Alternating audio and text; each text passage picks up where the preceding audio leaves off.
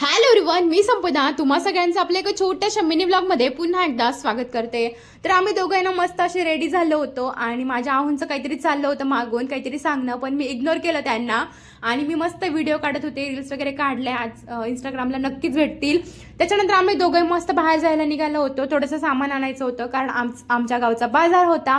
म्हटलं चला आपण जाऊया, काही घ्यायचं तर नाही जास्त कारण बाजार तर होता, पण मला 2-3 दिवस झाले काहीतरी खायची खूप इच्छा होती म्हणून आम्ही दोघे मस्त बाहेर जायला निघालो।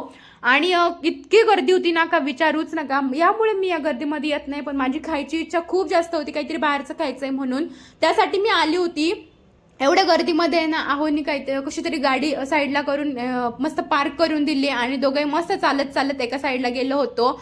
तर मध्येच यांचे ना 2-3 फ्रेंड्स भेटले आणि ते त्यांच्यासोबत बोलण्यात एकदम बिझी होऊन गेले होते। म्हटलं चला मी एका साईडला जाऊन उभी राहते, मग एक साईड उभी होते मी, त्यांचं बोलणं झालं। त्याच्यानंतर आम्ही थोडासा बाजार केला, जे पाहिजे होतं ते मी पटापटा घेतलं कारण एवढं काही घ्यायचं नव्हतं, थोडक्यात घ्यायचं होतं, पटकन घेतलं। आणि मी माझ्या आऊंना बोलत होते की चला आता मला आहे ना हे पाइनएप्पल घेऊन द्या कारण मला खूप खायची इच्छा होतीये।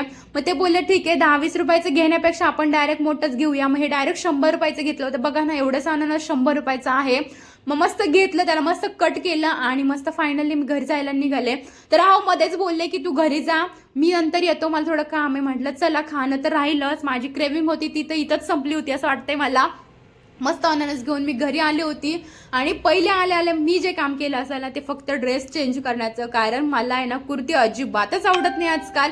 मग पटकन आहे ना ड्रेस चेंज केला आणि म्हटलं चला आता आहे ना संध्याकाळची वेळ झाली आहे आणि पटकन आपण आहे ना देवपूजा वगैरे करून घेऊया कारण अजून काही टाइम नाही निघून गेलेला। पटकन देवपूजा मस्त करून घेतली, काय दिवा लावला, अगरबत्ती, असं काहीच माझं संध्याकाळचं रुटीन असतं।